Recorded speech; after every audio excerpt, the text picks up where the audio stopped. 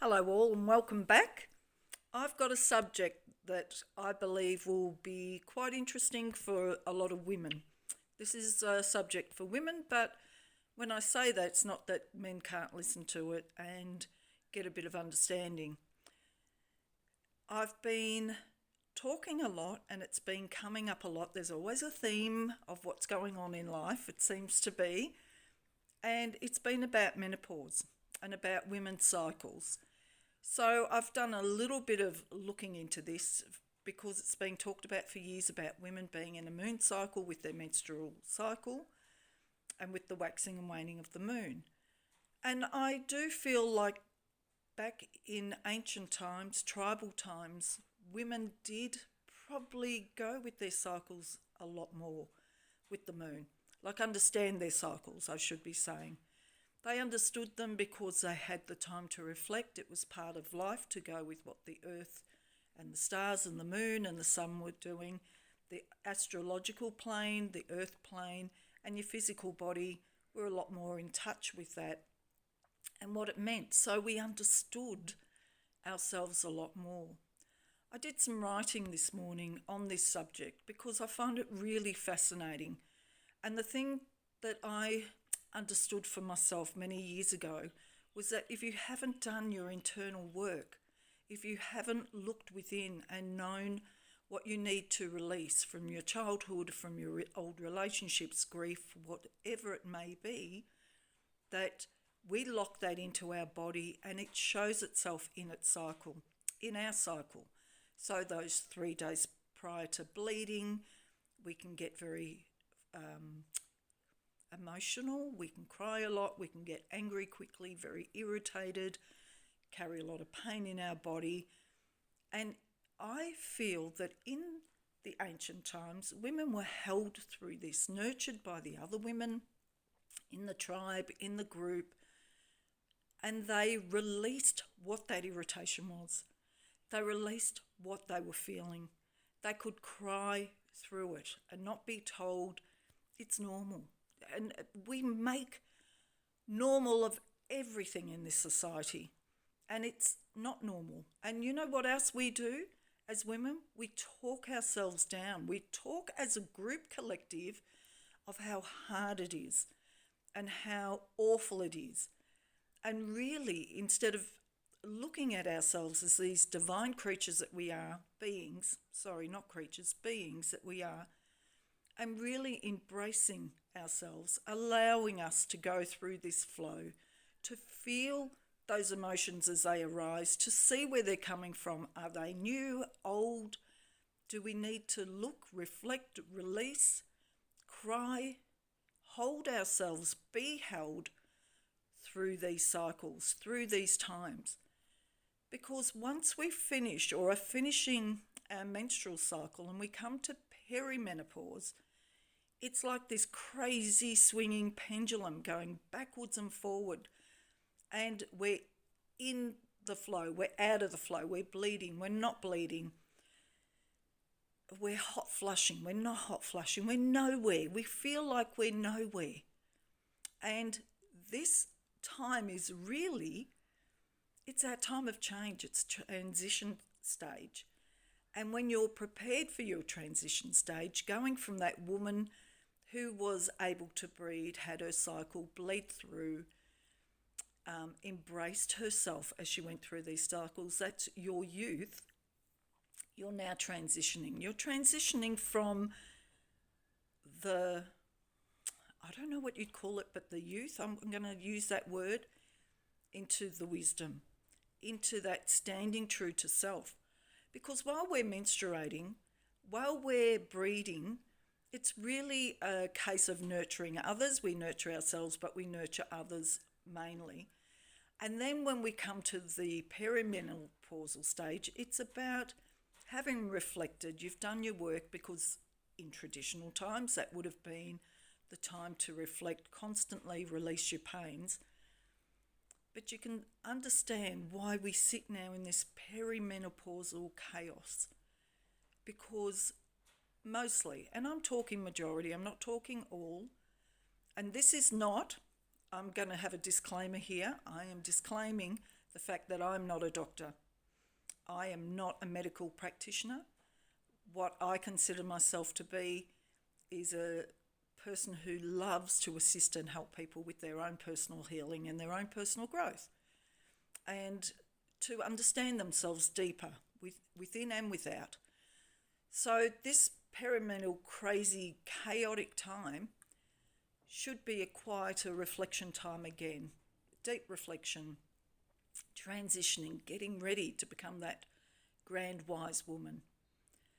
And in menopause, it's that total release of the bleed, the total release, that letting go, that you can no longer breed. So you are truly standing in your totality of yourself. Self-respect, self-worth, self-love, and that you can hold that position now for the others that are coming through, the younger people, the younger women, the younger men, but you now are becoming the wise woman. And in traditional ways, this is what older women were. They weren't just useless, no good for breeding, no good for this. We were held in high esteem.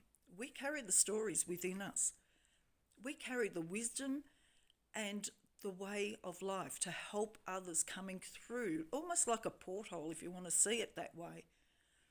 But do you understand, if you haven't done your inner work and you don't even know who you are, then you are going to not recognize your body. You're not allowing it to go through any flow, any needs of release, forgiveness. We're not doing that work anymore because, well, for one, most women are put on the pill when they're young, to straighten out their periods. And we're not given this opportunity. Now most girls are given an ovarian cancer vaccination. So that also can mess with your cycle. We're not doing natural anymore. And we're not doing natural cycles anymore either. We're not connected to the universe, the stars, the moon, the planets, ourselves, God. We're so disconnected that we, of course, are going to be in pain. And our periods, our menstrual cycle, I believe, is showing us that. So it's about doing the inner work. It's always about clearing out that cupboard, that internal cupboard that you might be filled, it might just be accumulating clutter. It's about release. Forgiveness is a beautiful tool, but unless you know how to do it, you're really just forgiving and burying stuff. You're not really forgiving and letting it go and feeling at peace because you love yourself, that you will not give energy to things that no longer serve you and to things that lock into your body. Your body holds emotional pain. It holds the key to what's going on. If you're in physical pain, look within. There'll be something there, something locked in your body. You can stretch it out. That's another video.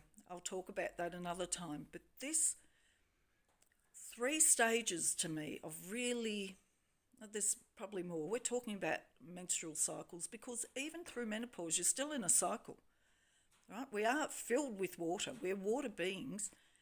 And there is a moon. So there's cycles of water, the waxing and the waning, the full tide, the low tide. So you will still have a cycle. It's just a different cycle. And you're more, if you've done your work, you will feel more self-assured, knowing that you have this new purpose now. You have this amazing purpose. But I ask all women, please don't bury your pain. Please don't look at yourself as less because you don't know any better. We're pushed to work. We're pushed to raise families. We're pushed to get married. We are all over the place. And our bodies and our cycles are pure evidence of that. So I'm going to continue this talk in time because it's a very, very important one. And why I find this even more important now is because we're in this real time of chaos all around the world. And we don't want to be reflecting that.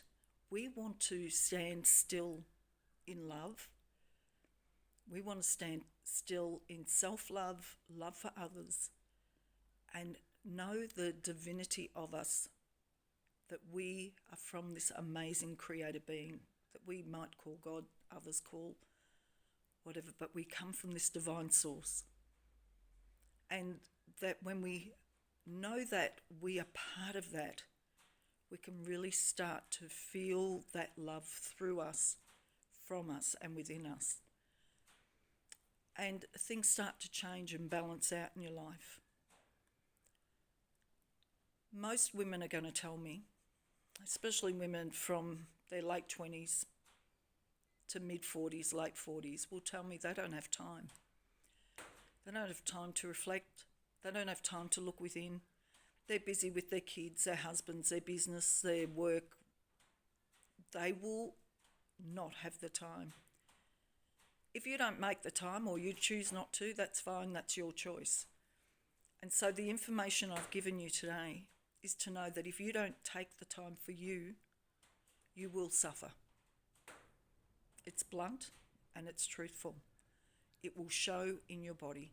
In some way, it will reflect inward, because that's where you're holding everything, and it will show on your outer body. Take the time to observe and listen, really listen to what's going on around you. Look at the women, the older women that you know. Look at their bodies. Look how they hold themselves. Look how they listen, how they talk. So many women my age, in their 60s, will talk down their age. Talk it down, as in put it down. Oh, we're old now, that's how it is. I refuse to buy into that. Aging is a process. It happens, it's inevitable. I want to embrace it. I want to go with the flow. I want to know myself for all the journey I've been on, good, bad and indifferent. Believe me, it's been all of it. But I love my life because I no longer have regret. I no longer wish I did it differently. The mistakes are gone. They're complete. I've learnt, I've grown, and I love who I've become and becoming, because I want to grow within myself constantly. Build my future. Never stop dreaming about what could be. I'm not going to stop because I'm getting old. I'm not going to not look after myself because I'm getting old, or stand straight. You know, it's so important. Look at who you are and make good choices. What do you want to do? What frequency do you want to radiate at? Do you want to radiate or vibrate at a low energy of always being in pain, negative, sad, miserable? Light up your face. Light up your heart. Know who you are. Go to those that can hear you, that can hold you while you go through your stuff in life. And I've said it often, if people around you can't see you and criticise you or dismiss you or ignore you, yep, there's a lot of that goes on, and you feel invisible around those people, they're not your tribe, that's all. Find those. And it doesn't mean that it has to be in the family. It can be your tribe. You know, your good friendship groups. You will find it. Go and find it. And as I said, I've got writings on this now. I've been writing like crazy this morning, and I'll keep going and share more. And this is absolutely why I'm enjoying this time of my life again, to step into who I truly am. And I want all women to feel that and embrace it. And if it's weird and wacky to others, let them carry that. Embrace who you are. Start the journey today. Don't put it off. No need.